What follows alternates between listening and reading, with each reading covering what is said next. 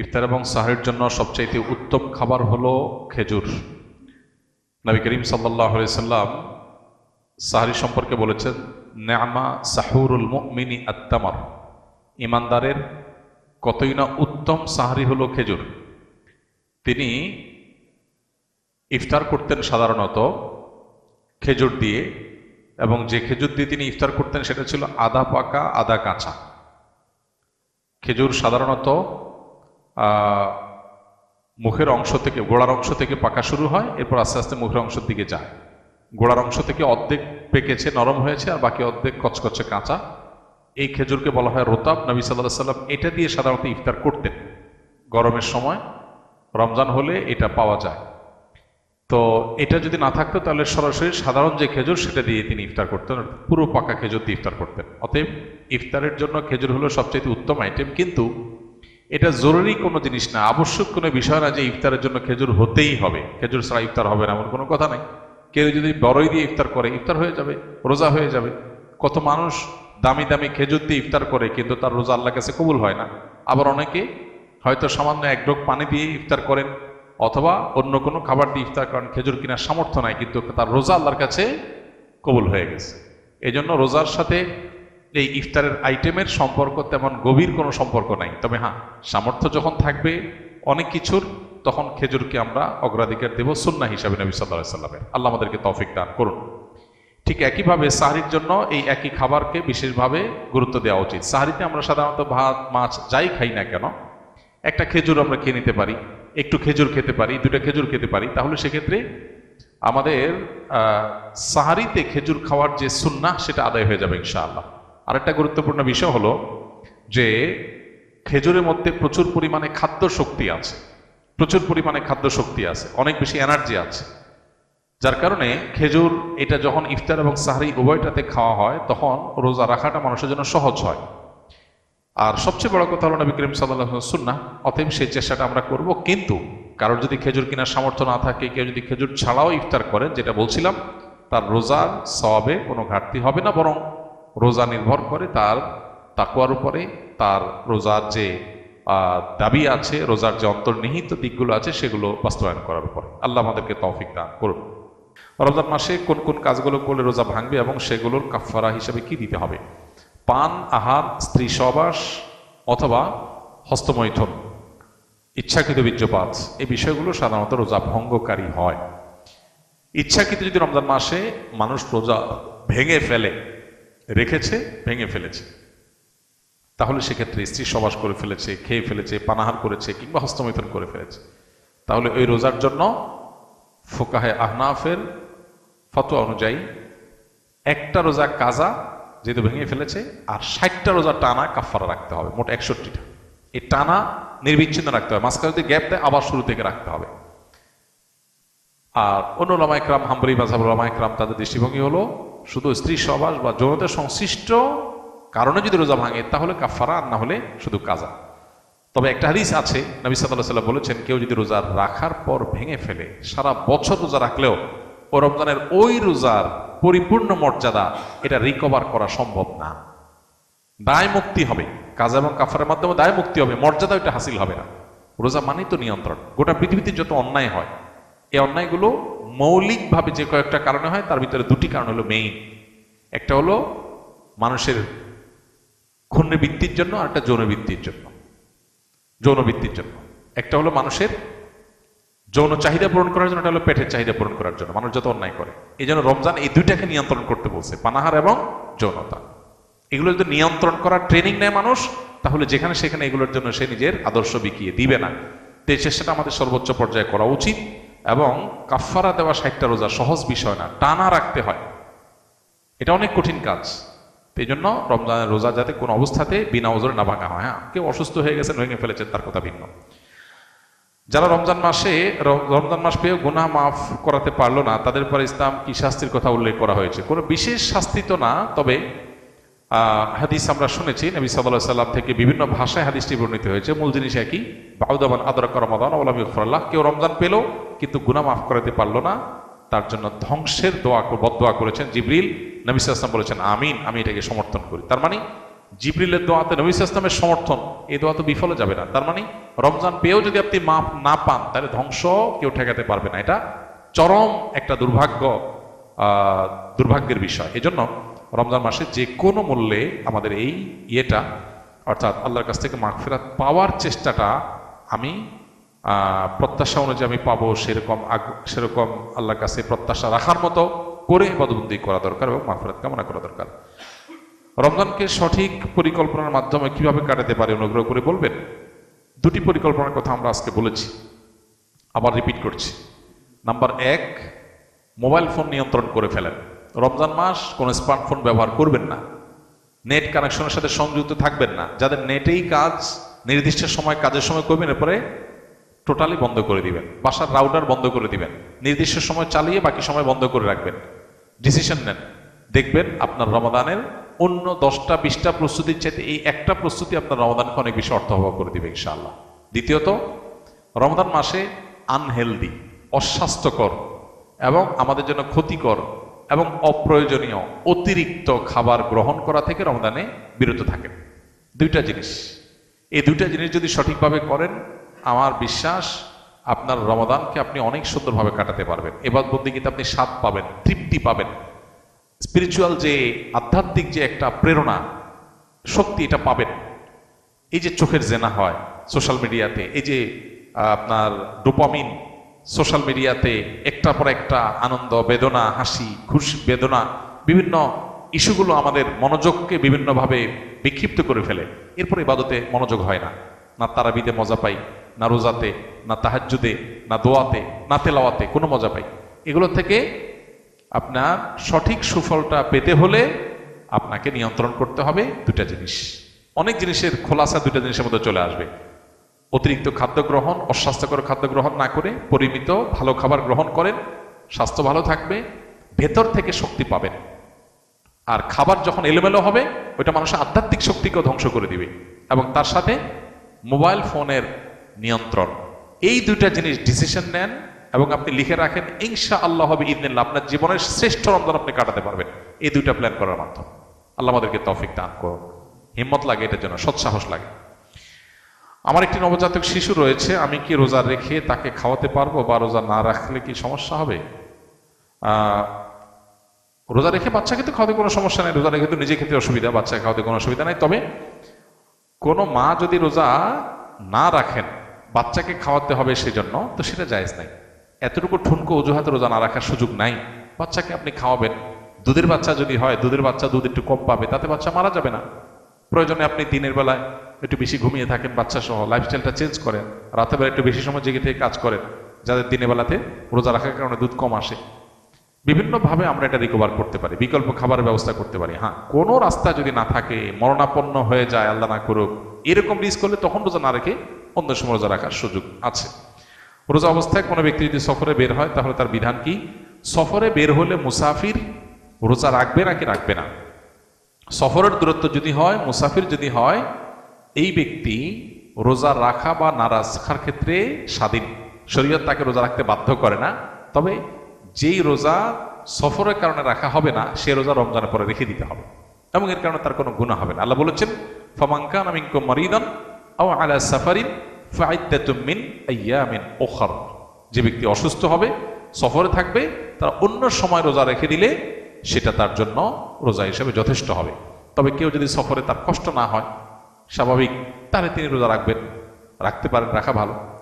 আর যদি কারোর কষ্ট হয়, তার জন্য বরং কষ্ট না করে, সফরে আল্লাহ সুযোগ দিয়েছেন যেহেতু, সে অপশন নিতে পারে, নেওয়া উচিত। নবী সাল্লাল্লাহু আলাইহি ওয়াসাল্লাম থেকে এটা প্রমাণিত এবং এটাতে কোনো হেজিটেশন করা উচিত না। হ্যাঁ, অনেকে এমন আছেন যে রমজান পরে আমার আর রাখা কঠিন, কাজা রাখার সুযোগ হয় না, হবে না, তাহলে আমার কষ্টও হচ্ছে না, তাহলে তার জন্য রাখা উত্তম। কিন্তু সফর অবস্থায় শরীর আমাদেরকে রোজা রাখতে বাধ্য করে না। আমরা চাইলে রাখতে পারি, চাইলে ভাঙতে পারি, কিন্তু যেটা ভাঙবে সেটার বিনিময়ে যতগুলো ভাঙবে ততগুলো আবার রমজানের পরে রেখে দিতে হবে। হাদা মা ইনদি ওয়া লা ইনদাল্লাহ ওয়া জাযাকুমুল্লাহু খায়রা। সুবহানাল্লাহ ওয়া বিহামদিহি সুবহানাকাল্লাহুম্মা জাযাকুমুল্লাহু খায়র। এরপরে প্রশ্ন হলো, রোজার সঠিক হক আদায় করব কিভাবে? শুধুই কি সারাদিন উপবাস থাকলেই হবে?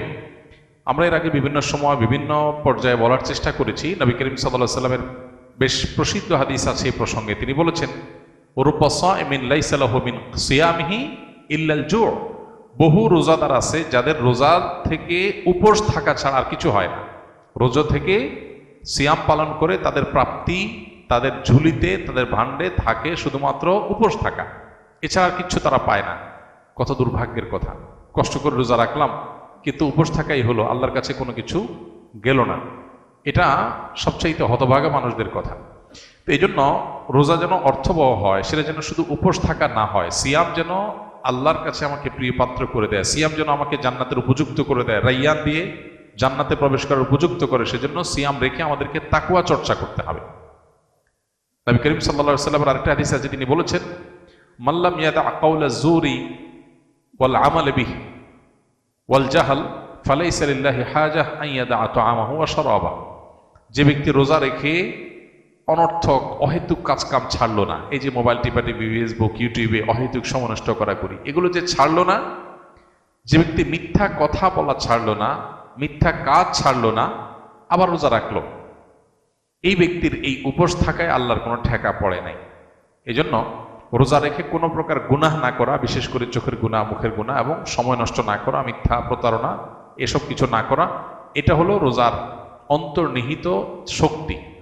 রোজার স্ট্রাকচারটা তো দাঁড়ায় যাবে, আমরা সাহারি খেলাম, সারাদিন কিছু না খেলাম, ইফতারিতে খেলাম, বাস পানাহার বর্জন করলাম, আমার রোজা দাঁড়ায় গেল। কিন্তু এই রোজা, এটার যে প্রাণ, সেটা আসার জন্য এই রোজা রেখে কোনো প্রকার সিয়াম পালন করে কোনো প্রকার গুনাহ থেকে আমাকে বেঁচে থাকার চেষ্টা করতে হবে, তাহলে সেটা অর্থবহ হবে। আল্লাহ আমাদের সবাইকে সেই তৌফিক দান করুন। এই চ্যালেঞ্জটাতে আল্লাহ তাআলা আমাদের সবাইকে বিজয়ী হওয়ার তৌফিক দান করুন। এরপরে প্রশ্ন হলো, অনেকে দেখা যায় হাফেজকে রমজান আসলে ভালো হাদিয়া পাওয়া, মানে কোনো হাফেজকে দেখা যায় রমজান আসলে ভালো হাদিয়া পাওয়ার উদ্দেশ্যে বড় বড় মসজিদ খুঁজতে থাকে যাতে ভালো হাদিয়া পেতে পারে, এটা কতটুকু জায়েজ আছে? ভাই, রমজান মাসে তারাবির নামাজের ইমামতি করে তারাবিতে মানুষকে কোরআন তেলাওয়াত শুনিয়ে তার বিনিময় গ্রহণ করাকে উলামায়ে কেরাম নাজায়েজ বলেছেন। এটা সর্বজন বিদিত। মূলত কোনো ইবাদতের বিনিময় নেওয়া যায় না, কোনো ইবাদতের, কোনো নেকামলের বিনিময় নেওয়া যায় না। কয়েকটা বিষয়কে সারা বিশ্বের সব উলামায়ে কেরাম অলমোস্ট এজমা, ঐক্যমত্য পোষণ করেছেন যে কয়েকটা জিনিস এর মধ্যে এক্সেপশন, কয়েকটা জিনিস সম্পূর্ণ এই মূলনীতির বাইরে। তার মধ্যে একটা হলো 5 ওয়াক্ত নামাজের ইমামতি, মুয়াজ্জিনি, মসজিদের খেদমত, কারণ এগুলো মিন শাআইরিদ দ্বীন। 5 ওয়াক্ত নামাজ দ্বীনের নিদর্শন, প্রতীকী বিষয় ইসলামের। এটা টেকাবার জন্য কিছু মানুষ যদি ডেডিকেটলি না রাখা হয়, তাহলে সেক্ষেত্রে মসজিদে নামাজ কায়েম নিয়মিত সময় মতো হওয়া কঠিন। এবং একটা মানুষ অন্য 10টা কাজ করবে, পাশাপাশি সে মসজিদে 5 ওয়াক্ত এরকম দায়িত্ব পালন করবে, এটা সহজ না। তো এই জন্য এটা একটা নিরুপায়। আরেকটা হলো মানুষকে দ্বীনি শিক্ষা দেওয়ার জন্য ওয়াজ নসিহত, তালিম, তারবিয়ত, শিক্ষকতা, মুদাররিসি, এগুলো দ্বীনি কাজ, এগুলোর বিনিময় নেওয়া মৌলিকভাবে জায়েজ নাই। কিন্তু এটাও সর্বসম্মতিক্রমে উলামায়ে কেরামের এক্সেপশনের মধ্যে রয়েছে, অর্থাৎ জায়েজ। কেন? কারণ দ্বীনি ইলমের চর্চা যদি না থাকে, দ্বীন থাকবে না, এবং এটার জন্য ডেডিকেটেড মানুষ না থাকলে এটা টিকা থাকা কঠিন। এই জন্য এখানে বিনিময় নেওয়া জায়েজ। তো এরকম যেসব বিষয়গুলো আছে, তারাবির নামাজে কোরআন তেলাওয়াত শোনা, এটা সেই আইটেমের মধ্যে পড়ে না। এটা একটা সুন্নাহ আমল, এটা ফরজ বা ওয়াজিব কোনো আমল না, বা ইসলামের প্রতি কোনো বিষয় না।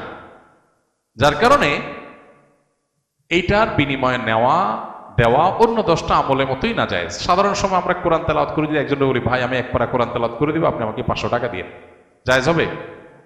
আমি ভাই 1 পারা কোরআন তেলাওয়াত শোনাবো আপনারে, আপনি আমার 500 টাকা দিয়ে, জায়েজ হবে? জায়েজ নাই।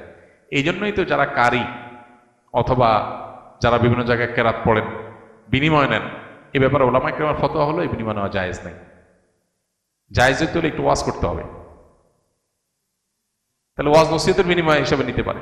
কিন্তু সলিড তেলাওয়াত করলেন আর বিনিময় নিলেন, কৃষি বিনিময় নিলেন, এটা জায়েজ নাই। তেলাওয়াত একটা নিরেট ইবাদত। আপনি যদি নামাজ পড়ে যায় বলেন যে নামাজ পড়ছি, আমার 500 টাকা দেন, তাহলে আল্লাহর কাছে সওয়াব পাওয়া যাবে? যাবে না, বরং এটা গুনাহ হবে। এই মূলনীতির আলোকে তারাবির নামাজে হাফেজ সাহেবরা আপনার কোরআন কারীমের তেলাওয়াত শুনিয়ে বিনিময় দেওয়া নেওয়াকে উলামায়ে কেরাম নাজায়েজ বলেন। এখন এই ফতোয়ার উপরে আমল আসলে দেশের 1% মসজিদে হয় না। সবাই টাকা দেয় এবং নেয়। এখন এই দেওয়া নেওয়াটা যেন একেবারে নাজায়েজ না হয় সেজন্য বিভিন্ন ফাঁক ফোকর বের করছে, হাফিজ সাহেবরা এগুলো জানে। এর মধ্যে একটা হলো যে ওয়াক্তিয়া নামাজের ইমাম হয়ে যায়, ঠিক আছে, ওয়াক্তিয়া নামাজের ইমাম হিসাবে নিয়োগ দিলাম, নিয়ে তারা এটার বিনিময় দিলাম, তার ডিউটি দিয়ে দিলাম যে 30 দিনের জন্য আপনি এশার ইমাম, 2 ওয়াক্তের ইমাম, এই 2 ওয়াক্তের বিনিময়ে আপনাকে দিলাম। তো ঘুরে ফিরে এটা নেয়। এটা আমাদের জন্য দুর্ভাগ্যের বিষয় যে হাফেজ সাহেবরা তারা বিভিন্ন ছলছাতুরি করে তারা মসজিদে তারাবি পড়াইলে তারা হাদিয়া পায়, এছাড়া পায় না। পৃথিবীর বিভিন্ন দেশে আমাদের দেশের মতো হাফেজের মান এত ভালো না। এরকম বহু দেশ আছে যেখানে হাফেজের অনেক কদর হয়, অনেক কদর হয়।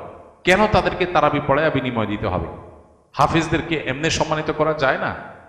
এমনকি তারাবি পড়ালো না একটা হাফেজ ছেলে, ওর তো এমনিতেই সম্মানিত করা উচিত যে সে আল্লাহর কালামকে বহন করছে, আল্লাহর কালামকে সংরক্ষণ করছে, যেটা আমাদের সবার উপরে কর্তব্য, ফরজে কেফায়া, সবার পক্ষ থেকে কেউ আদায় করা কর্তব্য যেটা, সেটা সে আদায় করছে। সমাজে মানুষের মধ্যে মানসিকতাটা থাকা দরকার, কিন্তু নাই। আমরা হলাম চাকরি করায় তারপরে টাকা দিব। তো হাফিজ সাহেবদেরকে এমনিতে হাতিয়ে দেওয়া উচিত। বাকি হাফিজ সাহেবরা তাদের মধ্যে এই তামাবুল বা টাকা পয়সার নেশা না হয়ে আল্লাহর কালাম বেশি মানুষকে শোনাবো, বড় মসজিদে শোনাবো, বেশি মানুষ শুনবে এবং আমার মধ্যে দায়িত্ববোধ বেশি আসবে, এই চিন্তা থেকে বড় বড় মসজিদে যাওয়ার চেষ্টা করা দরকার।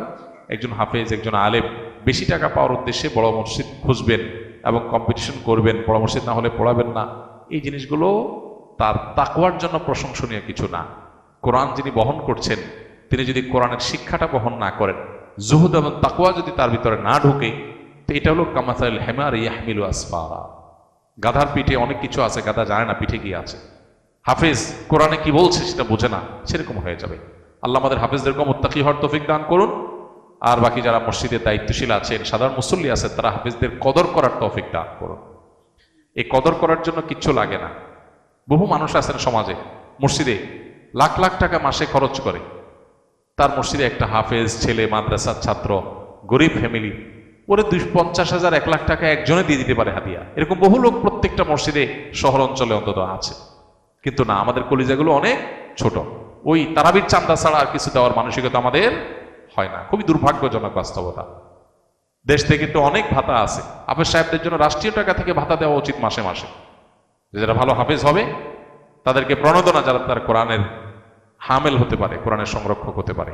আল্লাহ তাআলা সেরকম পরিবেশ আমাদের গড়ে তোলার তৌফিক দান করুন। জানাজা নামাজ পড়া জায়েজ হবে কিনা? ভাই, এটা আমরা এর আগে বেশ অনেকবার বলেছি। গায়েবানা জানাজার এই পদ্ধতিটা রাজনৈতিক পদ্ধতি। গায়েবানা জানাজা মূলত রাজনৈতিক জানাজা। এটা কোন জানাজা? রাজনৈতিক জানাজা। যে লাশ নিয়ে অনেক মহড়া দিতে হবে, অনেক ভোট কালেক্ট করতে হবে, মানুষের ইমেজ ক্যাচ করতে হবে, এজন্য যত বেশি সম্ভব গায়েবানা জানাজা করো। নবী করিম সাল্লাল্লাহু আলাইহি সাল্লাম গায়েবানা জানাজা পড়েছেন, যার তিনি ছিলেন কে? নাজাশী। ইথিওপিয়ার নাজাশী ভিলেজ এখনো আছে, ভিলেজ ওই নামেই আছে, নাজাশী ভিলেজ, এবং ওনার কবর ওখানে আছে। আমরা যাওয়ার চেষ্টা করেছিলাম, বাট পাশে যেতে পেরেছি, ওখানে যেতে পারিনি। তো নাজাশী বাদশাহ তিনি ইসলাম গ্রহণ করেছেন, কিন্তু তিনি যেখানে মারা গেছেন সেখানে কোনো মুসলমান ছিল না, তার জানাজা হয়নি। তাকে দাফন করা হয়েছে খ্রিস্টানদের পদ্ধতিতে। নবী সাল্লাল্লাহু আলাইহি সাল্লাম তখন মদিনা থেকে তার গায়েবানা জানাজা পড়েছেন, কারণ তার জানাজা হয়নি। এই জন্য ফুকাহে কেরাম বলেন, কারোর যদি কোনো মুসলমানের কোথাও মৃত্যু হয়েছে সেখানে জানাজা হয় নাই, তাহলে দূর থেকে অন্য মুসলমানরা তার জানাজা গায়েবানা পড়বে, এটা ঠিক আছে। কিন্তু একটা আস্ত জানাজা হয়েছে, এখন আরো 500 জানাজা পড়তেছেন, কি গায়েবানা জানাজা, এটা শরিয়া অনুমোদন করে না। এটা হলো রাজনৈতিক জানাজা, এটা শরিয়ার জানাজা না।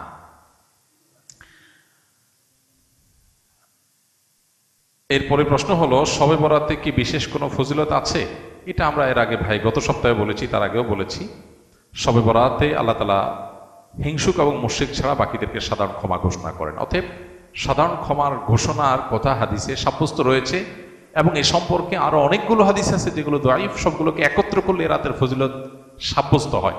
পুরোপুরি কোনো ফজিলত নাই, এটা বলাটা সঠিকতার নিকটবর্তী না, বরং ফজিলত কিছু না কিছু ফজিলত সাব্যস্ত হয়। কিন্তু আমরা আবার এটাকে যতটা ঘটা করি বা যারা পালন করি তারা আবার এত বেশি পালন করি যে এটাকে লাইলাতুল কদরের চাইতে গুরুত্বপূর্ণ রাত বানিয়ে ফেলেছি। অতএব শবে বরাত বা লাইলাতুন নিসফে শাবান যেটাকে বলছি আমরা শবে বরাত, এটা বাড়াবাড়ি এবং ছাড়াছাড়ির কবলে পড়ে গেছে। কেউ এটা নিয়ে করে বাড়াবাড়ি, আর কেউ করে ছাড়াছাড়ি। আমাদের মধ্যম পন্থা অবলম্বন করা দরকার এবং এই রাতকে কেন্দ্র করে যে সমস্ত বেদাত হয়ে থাকে সেই কুসংস্কারগুলো থেকে আমাদের দূরে সরা দরকার।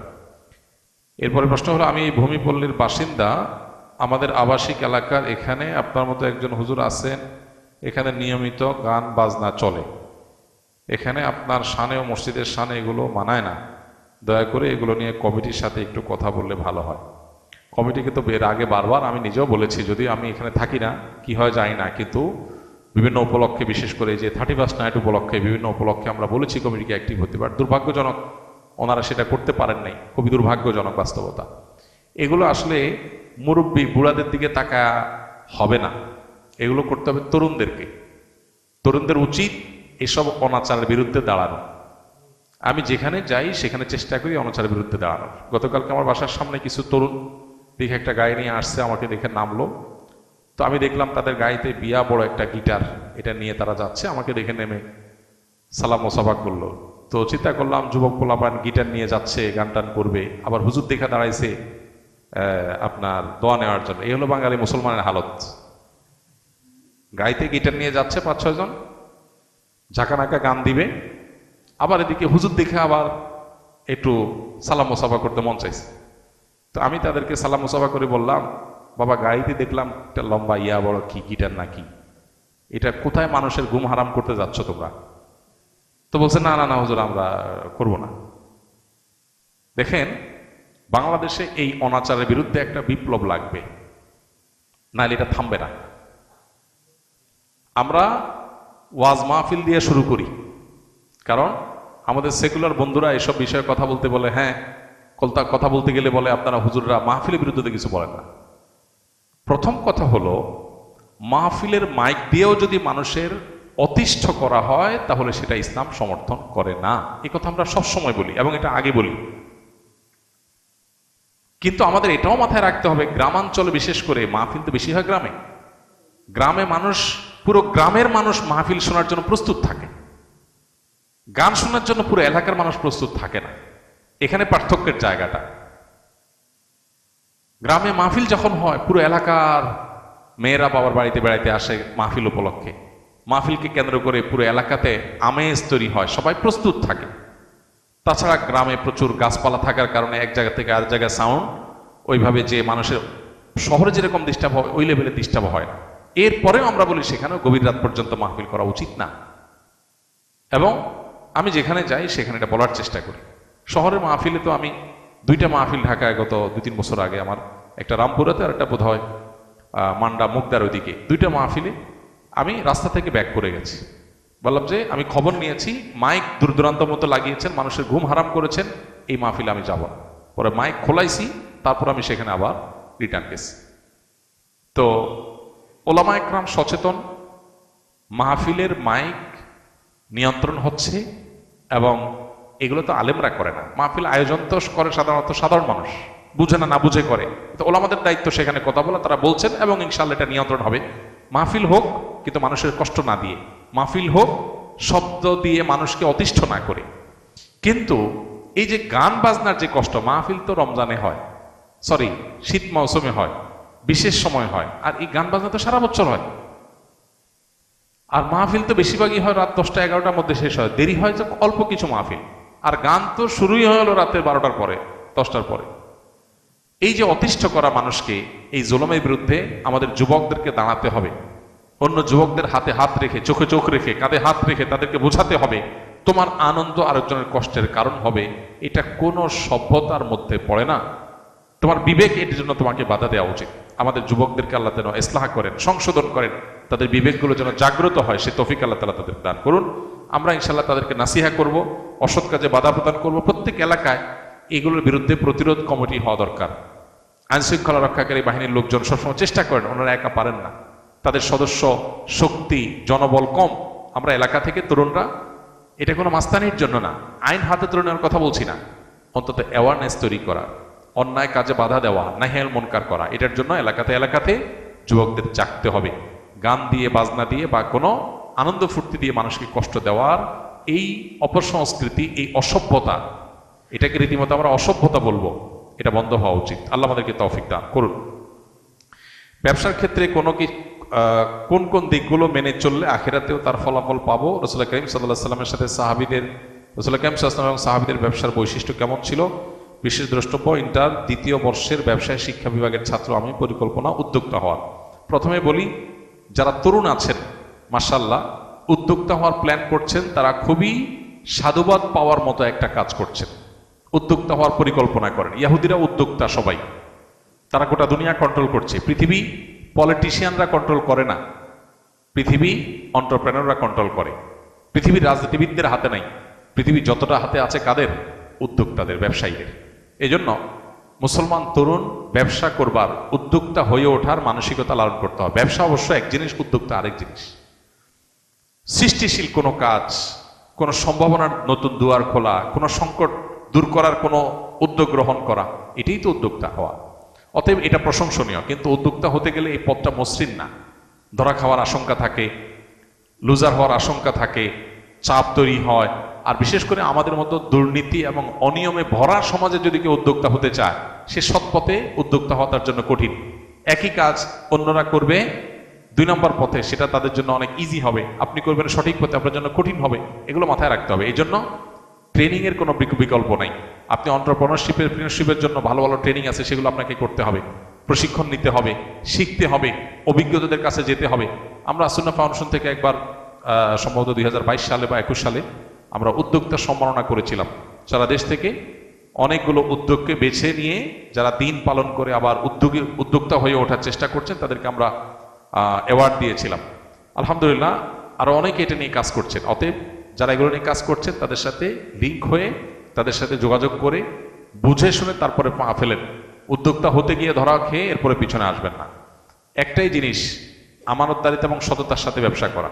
আত-তাজিরুস সাদুক মা'আন নাবিয়্যিন ওয়াস সিদ্দিকিন ওয়াশ শুহাদা। যে সমস্ত ব্যবসায়ীরা ব্যবসা করতে গিয়ে সততা এবং আমানতদারিতা এই দুটো জিনিস মেনটেন করে, আমার দ্বারা কারোর হক নষ্ট হবে না, এটা লক্ষ্য করে যদি কেউ ব্যবসা করে, ইনশাআল্লাহ বিদিনিল্লাহ সত্য কথা বলে ব্যবসা করে, প্রতারণা না করে, চিটারি বাটপারি না করে, তাহলে সে নবীদের সাথে কিয়ামতের ময়দানে উঠবে ইনশাআল্লাহ। সাহাবা ইকরাম এবং নবী সাল্লাল্লাহু আলাইহি ওয়াসাল্লামের ব্যবসার মূল বিষয় ছিল এটা, সততা এবং আমানতদারিতা, সত্যবাদিতা এবং আমানতদারিতা। এটা হারিয়ে গেছে। এটা করতে গেলে হয়তো অনেক পয়সা হবে না, কিন্তু আপনার ব্যবসাটা ইনশাআল্লাহ বিদিনিল্লাহ দুনিয়া এবং আখিরাতের নাজাতের কারণ হবে, বারাকাল্লাহের কারণ হবে ইনশাআল্লাহ। এরপরে প্রশ্ন হলো, আমার বাবা চোখের জেনা করে, মহিলাদের সাথে শয়তানি করে, এখন আমার করণীয় কি? আমার বাবাকে দেখলে ঘৃণা লাগে, তার সাথে কথা বলতে মন চায় না। খুবই দুর্ভাগ্যজনক এবং অত্যন্ত লজ্জাজনক একটা বিষয়। কত বিচিত্র এই পৃথিবী দেখেন। কত বাবা মা সন্তানকে বিপদগামিতা থেকে বাঁচাবার জন্য লড়াই করেন। আছে না অনেক বাপ মা, ছেলেটা নষ্ট হয়ে গেছে, পাগলের মতো অস্থির। বেশিরভাগ ফ্যামিলিতে তো এইটাই হয়। কিন্তু এই প্রশ্নে আমরা দেখলাম উল্টাটা, যে বাবা বেলাইনে যাচ্ছে, বা ছেলের মধ্যে আল্লাহর ভয় আছে, বা ছেলের মধ্যে সততা তাকওয়া আছে, তে সে এই গুনাহের প্রতি ঘৃণাবোধটা তৈরি হয়েছে, বাবার কর্মে সে বরং বিব্রত এবং অস্বস্তিতে আছে। আমরা দোয়া করি আল্লাহ তাআলা তার বাবাকে পরিপূর্ণভাবে ইসলাহ এবং সংশোধন করে দেন। যে ভাই প্রশ্ন করেছেন তাকে বলবো, বাবা মা এরকম আমাদের সিনিয়র কেউ যদি কোনো গুনাহে, কোনো অন্যায় লিপ্ত থাকে, খুব স্বাভাবিক আমাদের কষ্ট লাগবে। এই কষ্টের কোনো সীমা নাই, কিন্তু মনে রাখতে হবে দিন শেষে আমরা আল্লাহর গোলাম, আল্লাহর দেওয়ার সীমানা আমরা ক্রস করব না। বাবা যদি অন্যায় করে, বাবাকে আমি বোঝাবার মতো হলে আমি বোঝাবো, আর যদি এ অন্যায় নিয়ে আমি বোঝাবার মতো না হয়, তাহলে অন্য কাউকে দিয়ে বোঝাবো। মাকে বললাম, অন্য কাউকে বললাম। আমার বিভিন্ন প্ল্যান থাকবে, মসজিদের ইমাম সাহেবের সাথে একটু দোস্তি করে, খাতির করে তাকে দাওয়াতি কাজে লাগিয়ে দিলাম, যে আমার বাবার দিকে আপনি একটু মনোযোগ দেন, তাকে একটু দাওয়াত দেন। যারা এলাকাতে দাওয়াতি কাজ করেন, বিভিন্ন ইসলামিক অর্গানাইজেশন, মুভমেন্ট, দাওয়াতি কাজের সাথে আছেন, তাদেরকে ধরাই দেন, তারা যেন আপনার বাপকে টার্গেট করে দাওয়াতি কাজ করে তাকে যেন ইসলাহের উদ্যোগ নেয়। আপনি বিভিন্ন প্ল্যান করেন, আর সে সাথে চোখের পানি ফেলেন। মনে রাখবেন, আবু হুরায়রা রাদিয়াল্লাহু তাআলা আনহুর চোখের পানি তার মায়ের হেদায়েতের কারণ হয়েছিল। যাই না আমরা নবীজির কাছে এসে বলছেন, ইয়া রাসূলুল্লাহ একটু দোয়া করেন আমার মায়ের জন্য, আমার মা ইসলাম গ্রহণ করে নাই এখনো, আমাকে প্রচুর মারধর করে, আমি মুসলমান হয়েছি সেই জন্য। নবী সাল্লাল্লাহু আলাইহি ওয়াসাল্লাম দোয়া করে দিয়েছেন, আল্লাহ আবু হুরায়রার মাকে তুমি হেদায়েত দাও। বাসায় যায় দেখে মা ইসলাম গ্রহণ করার জন্য প্রস্তুত। তো এই জন্য দোয়ার প্রতি ইয়াকিন থাকতে হবে। নবী সাল্লাল্লাহু আলাইহি ওয়াসাল্লাম বলেছেন, উদউল্লাহ ওয়া আনতুম মুকিনুনা বিল ইজাবাহ, আল্লাহর কাছে দোয়া করবা ইয়াকিন নিয়ে যে আমার দোয়ায় কাজ হবে। দোদুল্যমনা, সংশয় নিয়ে হবে কি হবে না সে ধরনের মানসিকতা নিয়ে দোয়া করলে দোয়া কবুল হবে না। এই জন্য আপনার বাবার জন্য আপনি দোয়া করেন, অন্যদেরকে দিয়ে বুঝান, খবরদার আপনি নিজে তার সাথে ব্যবহার খারাপ করতে যাবেন না। এটা খুব অ্যাসিড টেস্ট, অগ্নি পরীক্ষা, যে বাপ উল্টাপাল্টা করবে আবার কিছু বলাও যাবে না বাপ সেদিন শেষে। তো এই পরীক্ষা আপনাকে জিততে হবে। আমরা দোয়া করি আল্লাহ তাআলা আপনার বাবার হেদায়েত নসিব করুন। চেষ্টার পরেও যদি তিনি তার পথ থেকে ফিরে না আসে, তাহলে সেক্ষেত্রে আপনি সন্তান হিসেবে যতটুকু সম্ভব তাকে আপনি যতটুকু বলতে পারেন, কিন্তু সেটা যেন সীমানা ছাড়িয়ে না যায়, লক্ষ্য রাখতে হবে। বাবা তার একমাত্র কন্যাকে জীবদ্দশায় সব সম্পদ লিখে দিতে চাইলে ইসলামী শরীয়তের দৃষ্টিকোণ থেকে কোনো বিধিনিষেধ আছে কিনা? খুবই গুরুত্বপূর্ণ একটি প্রশ্ন। আমাদের সমাজে যাদের একটি বা দুটি মেয়ে, কোনো ছেলে সন্তান নাই, সে সমস্ত বাবারা বেশিরভাগ ক্ষেত্রেই এই ধরনের কিছু একটা করে যেতে চান, যে আমার সম্পদ যেহেতু আছে, এই সম্পদ মেয়েকে সব লিখে দিয়ে যাই। কারণ কেন লিখে দিয়ে যেতে চান? কারণ বাবার মৃত্যুর পর মেয়েরা সম্পদ পাবে নির্দিষ্ট হারে। অবশিষ্ট সম্পদ দেখা যায় যিনি মারা গেছেন তার ভাই বোন, তার ভাতিজা, যাদেরকে ফারায়েজের ভাষায় আসাবা বলা হয়, অর্থাৎ কোরআন এবং হাদিসে যাদের জন্য নির্দিষ্ট হিস্সা ঠিক করা আছে, এরা বাইরে এদের ছাড়া যারা আছে তাদেরকে আসাবা বলা হয়। এই আসাবারা পেয়ে যাবে। আত্মীয়র একটা বিশেষ ক্যাটাগরিকে আসাবা বলা হয়। কোনো মানুষের মৃত্যুর পর এটা শুধুমাত্র যারা কন্যার বাবা তাদের জন্য না, সবার জন্য প্রযোজ্য। তাদের সম্পদ, পরিত্যক্ত সম্পদ যা তারা রেখে দুনিয়া থেকে যাবেন, সেই সম্পদের নির্দিষ্ট হারে যার যার হিস্সা আছে সেটা দেওয়ার পর যদি কিছু থেকে যায়, এটা আসাবাদের মধ্যে বন্টন হবে। এটাই হলো আল্লাহর নির্দেশনা। এখন যাদের একটা, দুইটা, তিনটা কন্যা সন্তান আছে, কোনো ছেলে সন্তান নাই, তারা বেশিরভাগ ক্ষেত্রেই এই আশঙ্কা করেন যে কন্যা সন্তানের জন্য নির্দিষ্ট হিস্সা আল্লাহ ঠিক করে দিয়েছে, সেটা আমি দিলাম, আমার মৃত্যুর পর সেটা সে পেল, কিন্তু বাকিটা তো আসাবারা পেয়ে যাবে। তো আসাবারা যেন না পায়, সেজন্য সবটুকুই জীবদ্দশায় মেয়েকে দিয়ে যেতে চান। এটা জায়েজ আছে কিনা এ সম্পর্কে প্রথম কথা হলো, আল্লাহ রাব্বুল আলামিন কোরআনে হাকিমে সম্পদ বন্টনের যে হার ঠিক করে দিয়েছেন, এটাকে আল্লাহ তাআলা আল্লাহর ভাষায় বলেছেন হুদুদুল্লাহ। আল্লাহ পরিষ্কারভাবে বলেছেন যে তিলকা হুদুদুল্লাহ। এই যে বন্টন নামা দেয়া হলো, এই এতটুকু পাবে, অতটুকু পাবে, এটা কার সীমানা? আল্লাহর সীমানা। আল্লাহর সীমানা লঙ্ঘন করা এটা জঘন্য এবং ভয়াবহতম অপরাধ। আল্লাহ রাব্বুল আলামিন মৃত ব্যক্তির পরিত্যক্ত সম্পদে যাকে যা দিতে বলেছেন তাকে তা দেওয়া, এটা আল্লাহর নির্দেশ। আল্লাহ বলেছেন ফারিদাতুম মিনাল্লাহ, এটা আল্লাহর নির্ধারণ। এটা কে ফিক্স করেছেন? আল্লাহ করেছেন। আল্লাহ তাআলা পরিষ্কারভাবে বলেছেন এটা আল্লাহর নির্ধারণ, এটা আল্লাহর সীমানা, অতএব এগুলো ক্রস করা যাবে না। মুশকিল হলো আমরা বেশিরভাগ মানুষ, আমরা আমাদের আপন বলতে বুঝি নিজের স্ত্রী, ছেলে মেয়েকে। খুব বেশি হলে বাপ মাকে আমরা হয়তো কাউন্ট করি। বেশিরভাগ মানুষই আমাদের গণ্ডিটা সীমাবদ্ধ হলো স্ত্রী এবং ছেলে মেয়ের মধ্যে। পরিবার বলতে এটুকু বুঝি। আমরা হয়তো সাময়িক বিভিন্ন পরিবেশ পরিস্থিতিতে বিভিন্নভাবে প্রভাবিত হই। কিয়ামত পর্যন্ত আগত সকল সমাজের সকল মানুষের জন্য আল্লাহর বিধান প্রযোজ্য এবং ইনসাফপূর্ণ এবং সবচেয়ে ন্যায্য। আমরা মনে করি যে আমার জীবদ্দশায় সব মেয়েকে বা ছেলেকে বা যাকে আমি মনে করি আপন, তাকে দিয়ে গেলে বোধহয় কল্যাণ হবে। বহু বাবা আছেন সকল সম্পদ বিশেষ ছেলের নাম বিশেষ মেয়ের নামে লিখে দিয়েছেন, কিন্তু জীবদ্দশাতে দেখে গেছে যে ওই ছেলে মেয়ের হাতে বেজ্জত হয়েছে। কারণ সম্পদ পাওয়ার পর তারা চোখ উল্টে ফেলছে। কেন আল্লাহ তাআলা নির্ধারণ করে দিয়েছেন? কেন আল্লাহ তাআলা জীবদ্দশায় স্বভাবে দিয়ে যাওয়ার পরে উৎসাহ দেন নাই? এই জিনিসটা তখন হয়তো আমাদের বুঝে আসে। হ্যাঁ, হয়তো মানে হাজারে 2-4-10টা কেস হয়, কিন্তু হয়। আর সবচেয়ে বড় কথা হলো আল্লাহ তাআলা কোরআনে কারিমে বলেছেন আবাউকুম ওয়া আবনাউকুম লা তাদরুনা আইয়ুহুম আকরাবু লাকুম নাফা। ফারায়েজের ক্ষেত্রে আল্লাহ সুবহানাহু ওয়া তাআলা যাকে যা দিতে বলেছেন, তোমাদের বাপ দাদা, তোমাদের সন্তান সন্ততি, কে তোমাদের বেশি কাজে আসবে তোমরা জানো না। তুমি একজনকে আপন মনে করে সব দিয়ে দিলা, এটা তোমার ক্ষতির কারণ হতে পারে। আল্লাহ যাকে যা দিতে বলেছে তাকে তা দাও, তোমার বুঝে না আসলেও দাও, তোমার মনে না চাইলেও দাও, এতে তুমি আল্লাহর কাছে রিওয়ার্ড পাবে। আর মনে রাখবে তোমার জন্য আল্লাহর নির্ধারণটা তোমার নির্ধারণের চাইতে বেশি গুরুত্বপূর্ণ এবং বেশি উত্তম। আল্লাহর চাইতে বেস্ট বা বেটার, সর্বোচ্চ পরিকল্পনাকারী, সবচেয়ে উত্তম পরিকল্পনাকারী আর কেউ নাই। এজন্য সম্পদ আমার যা আছে সেগুলো সব আমি আমার ছেলে মেয়েকে দিয়েছি, আর কেউ যেন না পায়। এটা আমরা আমাদের মতো করে আমাদের জগৎটাকে ভাবি।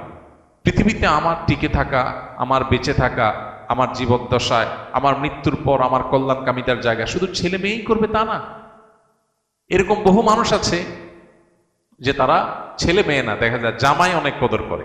অনেকে আছে ছেলেকে সব দিয়ে যায়, মেয়েদেরকে দিতে চায় না, পরের বাসায় চলে যাবে। এই জন্য দেখা যায় যে শেষ পর্যন্ত জামাই এবং মেয়ে তারাই তার সবচেয়ে বেশি কেয়ার করে। অহরহ এ ধরনের কেস আপনি খুঁজে পাবেন প্রিয় ভাইরা আমার। এই জন্য আমাদের গণ্ডিটা শুধুমাত্র আমাদের সন্তানদের মধ্যে সীমাবদ্ধ, এটা আমাদের দৃষ্টিভঙ্গির সংকীর্ণতার কারণে হয়। ইসলাম আমাদেরকে এত সংকীর্ণ জীবন দেখতে বলেনি। আমরা বেঁচে থাকার জন্য শুধু আমাদের সন্তান ছেলে মেয়ে যথেষ্ট না, একটা সমাজের অনেক মানুষের প্রতি আমাদের দায় আছে, অনেক মানুষের অবদান আছে, প্রত্যক্ষ পরোক্ষ বিভিন্নভাবে। এই জন্য আমার সকল সম্পদ শুধু আমার ছেলে মেয়েই পাবে আর কেউ পাবে না, এটা অতি স্বার্থপরতার চিন্তার জায়গা থেকে হয়। আর মনে রাখা দরকার, সন্তানকে সম্পদ দিয়ে গিয়ে ধনী বানানো যায় না। আল্লাহ তাআলা যদি ধনী না বানান, আপনি সকল সম্পদ দেওয়ার পরে ওটা ফকির হয়ে যাবে। আল্লাহ যাকে যা দিতে বলেছেন, ইমানদার হয়ে থাকলে আল্লাহর নির্ধারণের পরে আস্থা রাখেন, ইয়াকিন রাখেন। হ্যাঁ, আপনি আপনার জীবদ্দশার সন্তানকে অবশ্যই দান করতে পারেন। বাবা তার সন্তানকে হেবা করতে পারে। আপনার 2টা বা 3টা সন্তান হয়েছে, আপনি তাদেরকে সম্পদের থেকে যা খুশি তা দিতে পারেন, কিন্তু যা দিবেন সমান হারে দিবেন। যে কয়জন আছে দেন, কিন্তু সব দিয়ে যাবেন, একটুও রেখে যাবেন না। কেন? কারণ রেখে গেলে অন্যরা ভাগ পাবে, সেজন্য। তাহলে অন্যকে বঞ্চিত করার জন্য সন্তানকে দিয়ে বড়লোক করে দিতে চাইছেন, এই বড়লোকই তার কাজে আসবে না বা এই বড়লোকই টিকবে না। এই জন্য এই অ্যাপ্রোচ বা এই উদ্যোগটা প্রশংসনীয় কোনো উদ্যোগ নয়। হ্যাঁ, আপনার যদি মনে হয় আমার মৃত্যুর পর আমার মেয়ে বিপদে পড়তে পারে, অন্যরা তাকে না দিতে পারে, তাহলে আপনি তাকে পর্যাপ্ত দেন, কিন্তু কিছু রাখেন যে মৃত্যুর পর সেগুলো যেন বন্টন অন্তত হতে পারে। কিছুই রাখবেন না, এটা আপনার নিজের জন্য ক্ষতিকর, আর এটা শরিয়ার নির্দেশনাও না। আল্লাহ তাআলা কোরআনে কারিমে বলেছেন, ফাইন কুন্না নিসাআন ফাওকা ইসনাতাইনি ফালাহুন্না সুলুসা মা তারাক ওয়া ইন কানাত ওয়াহিদা ফালাহান নিসফ। 2 বা 2-এর অধিক কন্যা সন্তান যদি কারোর থাকে, তাহলে তার মৃত্যুর পর তার সম্পদে যদি কোনো ছেলে না থাকে, শুধু কন্যাই থাকে 2 বা 2-এর অধিক, তাহলে তারা পাবে টোটাল সম্পদের 2/3, 3 ভাগের 2 ভাগ। আর যদি একটি কন্যা সন্তান থাকে, তাহলে টোটাল সম্পদের 50%, হাফ, অর্ধেক পেয়ে যাবে। আর বাকিটা আসাবা হিসাবে যারা যারা আছে সবার মধ্যে বন্টন হবে। অতএব আপনার যদি মনে হয় যে না, জীবদ্দশায় আমার বেশ কিছু দিয়ে যাওয়া উচিত, তার তেমন কিছু নাই, আপনি দেন, কিন্তু কিছু রাখেন অন্তত বন্টনের জন্য। অন্যদেরকে বঞ্চিত করে ফেলে সন্তানকে ধনী বানানোর চিন্তা প্রশংসনীয় চিন্তা নয়। এরপরে প্রশ্ন হলো, কিস্তিতে মোবাইল বিক্রি করা জায়েজ আছে কিনা, বা বিক্রি করলে গুনাহ হবে কিনা, বিস্তারিত বুঝিয়ে বলবেন। কিস্তিতে মোবাইল বিক্রি করা বা অন্য যে কোনো জিনিস বিক্রি করা জায়েজ আছে। কিস্তিতে কেনা বেচা মৌলিকভাবে জায়েজ। সাহাবীদের মধ্যেও কিস্তিতে কেনা বেচার এই কালচার ছিল। নবীজি সাল্লাল্লাহু আলাইহি সাল্লাম এই ব্যাপারে কোনো নিষেধাজ্ঞা আরোপ করেন নাই, বরং তার সম্মতি পাওয়া যায়। সেখান থেকে বোঝা যায় যে কিস্তিতে কেনাবেচা করা জায়েজ আছে। এখন কিস্তিতে কেনাবেচা করলে যেটা হয়, সাধারণত নর্মাল কিস্তিতে, যদিও আমাদের বড় বড় বিভিন্ন আপনার কোম্পানিগুলো তাদের ফ্রিজ বা বিভিন্ন আইটেম বিক্রি করার ক্ষেত্রে কিস্তিতে বিশেষ পলিসি অবলম্বন করে, যেগুলোর কারণে সেটা নাজায়েজ হয়। এমনিতে জেনারেল কিস্তিতে ধরুন আপনি একটা জিনিস, একটা মোবাইল কিনলেন, ওইটার দাম ধরেন 10,000 টাকা, কিস্তিতে কিনলেন, আপনার কাছ থেকে 12,000 টাকা দাম রাখলো, 12টা কিস্তি করে দিল, এটা জায়েজ আছে, এটা না জায়েজ না। কিন্তু এটার কোনো প্রক্রিয়া আপনার নাজায়েজ হয়, সেটা আপনাকে ভালো করে জেনে নিতে হবে যে আপনি যখন কিস্তিতে কোনো বিশেষ লেনদেন করবেন, বিশেষ করে যখন সেখানে এই সহজ লেনদেনের বাইরে আরো কোনো শর্ত আরোপ হবে, তখন আপনাকে ভাবতে হবে যে সেটা শরিয়া আপনাকে অনুমোদন করে কিনা। রমজান মাসে কিছু কিছু মসজিদ কয়েক মিনিট আগে আজান দিয়ে দেয়, সেক্ষেত্রে আমরা কোন আজানটি অনুসরণ করে রোজার ইফতার করব? সূর্য ডুবেছে এটা নিশ্চিত হয়ে গেলে আমরা ইফতার করতে পারবো। ইফতারের সাথে আসলে তো আজানের সম্পর্ক নাই, যদিও আমরা সূর্য ডুবার পরপরই আজান দিয়ে থাকি মসজিদগুলোতে। অতএব সূর্য ডুবার আজান দুইটাকে আমরা একই অর্থে ধরে নিয়েছি, যদিও ইফতারের টাইমিং এর সাথে আজানের সম্পর্ক নেই। সম্পর্ক কিসের? সূর্য ডুবার। অতএব সূর্য ডুবেছে এটা নিশ্চিত হয়ে গেছেন, আপনি ইফতার করতে পারবেন। এতটা এত মিনিটে সূর্য ডুবে গেছে, এতটা এত মিনিট পার হয়ে গেছে, মানে নিশ্চিত আপনি ইফতার করতে পারবেন। আজান 2 মিনিট পরে দিলেও কিছু আসে যায় না। এখন কোনো মসজিদে যদি মুয়াজ্জিন টাইমে 2 মিনিট আগে আজান দিয়ে দেয়, তাহলে ইফতার করা যাবে না, আপনাকে দেখতে হবে টাইম। হতে পারে মুয়াজ্জিন ভুল করেছেন। অতএব নির্দিষ্ট টাইম যত মিনিটে সূর্য ডুবে তখন আমাদেরকে ইফতার করতে হবে। সাধারণত সূর্য ডোবার যে টাইম তার আগে আজান কেউ দেয় না, যদি দেয় সেটা ভুলে দিয়েছে, অ্যাক্সিডেন্টলি হতে পারে।